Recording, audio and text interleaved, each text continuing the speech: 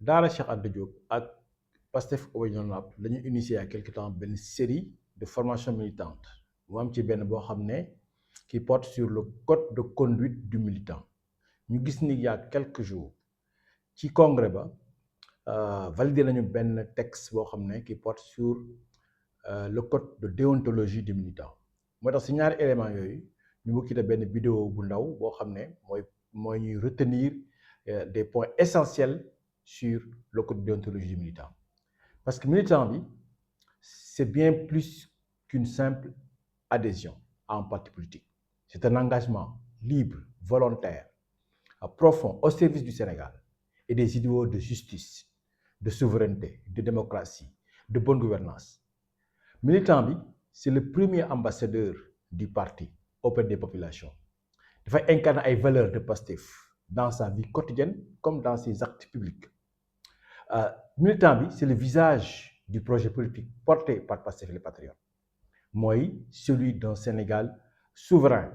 juste et prospère moo tax le code de déontologie du militant dafay définir ay règles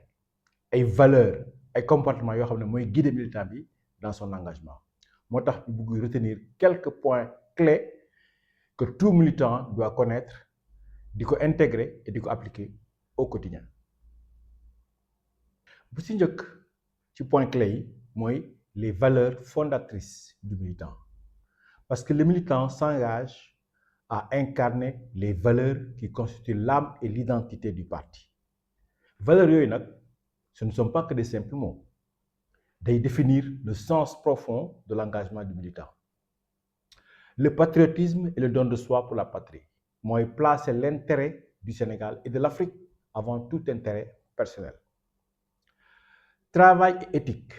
mooy agir avec rigueur honnêteté ak intégrité fraternité et solidarité mooy entretenir ay relations fraternelles entre militants mais aussi ay relations respectueuses entre militants et aussi avec les autres Sénégalais démocratie et panafricanisme mooy soutenir le fonctionnement démocratique du parti mais aussi la souveraineté de tous les peuples africains valeurs yooyu yëpp nag ñoom ñooy constituer le socle sur lequel repose le code de déontologie du militant Pastef les Patriotes ñaareelu point clé bi mooy les devoirs et obligations du militant bi dafa war a assumer ses devoirs clairs envers son parti envers ses camarades envers aussi les citoyens sénégalais obligation yooyu elle découle directement ci statut yi ak ci règlement intérieur bi préserver l'image la cohésion et les intérêts du parti Pastef en toutes circonstances respecter les décisions prises démocratiquement par le parti par les instances du parti di exercer tamit sa liberté d'expression ak noo ko bëggee waaye di ko def avec responsabilité et discernement di participer activement aux réunions aux activités aux formations à toutes les campagnes du parti mais aussi de contribuer au fonctionnement du parti de par ses idées de par son temps bu ngay joxe mais aussi de par ses ressources di cotiser de participer aux collectes de dons de fonds etc. Donc chaque militant est personnellement responsable de l'application de ses devoirs donc un militant engagé c'est le militant qui honore ses obligations. Troisième point clé bi mooy les comportements attendus du militant parce que au-delà des valeurs et des devoirs code de déontologie bi dafay fixer des comportements yoo xam ne concrets que chaque militant war a adopter dans sa vie publique comme dans sa vie privée être exemplaire en toutes circonstances loolu la ñuy laaj militant bi faire preuve de loyauté envers le parti et mettre l'intérêt collectif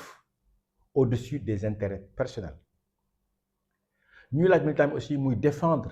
les positions du parti avec courtoisie avec responsabilité avec esprit de rassemblement ñu koy laaj aussi mu utiliser les cadres prévus internes du parti pour exprimer toute critique toute suggestion wala tout désaccord ñu koy laaj aussi de s'interdire toute déclaration publique au nom du parti sans que mu am ci mandat préalable soit du président soit de son représentant soit des instances du parti loolu yëpp le militant pour wax nekk que le militant est constamment sous le regard des citoyens donc sa conduite personnelle dafay refléter directement la crédibilité du parti Pastef les Patriotes beneen bi mooy li nga xam ne point clé mooy ce qu'on appelle les comportements prohibés mooy lu ñuy tere parce que certains comportements sont incompatibles avec la qualité de membre de Pastef parce que comportement yooyu dafay porter atteinte à l'intégrité du parti dafay trahir aussi confiance bi nga xam ne sénégalais jox nañ ko parti bi lu ñuy tere mooy les actes ou propos qui portent justement atteinte à l'image du parti ou la réputation du parti loolu lañ koy tere lu ñuy tere mooy les attaques personnelles ay insultes ou diffamation contre n'importe quel citoyen quel que soit citoyen bi ak di nga toll ci réew mi dañuy tere ñuy attaquer citoyens yooyu noonu dañuy tere aussi les actes de division les actes de sabotage yi nga xam ne par exemple di créer ay structures parallèles yoo xam ne parti bi autorisé wu ko loolu lañ koy tere lu ñuy tere mooy l'utilisation du parti à des fins personnelles di ko mbubboo à des fins mercantiles loolu lañ koy tere lu ñuy tere aussi mooy toute forme de corruption ou comportement bi nga xam ne qui sont contraires à l'éthique du parti lu ñuy tere aussi mooy une diffusion d'informations internes bi nga xam ne amoo ci benn autorisation au préalable donc interdiction yooyu yëpp lu muy viser mooy protéger la cohésion du parti Pastef di protéger aussi la confiance yi nga xam ne sénégalais yi accordé lañ ko parti bi cinquième point clé mooy li ñu tuddee discipline et sanction sachant que nag sanction mooy li nga xam ne moom la ñu mujj envisager ci parti bi parce que parti bi li ko soxal mooy rassembler sénégalais yi dajale sénégalais yépp autour de projets communs parce que militant bi tout militant est responsable de ses actes et de ses déclarations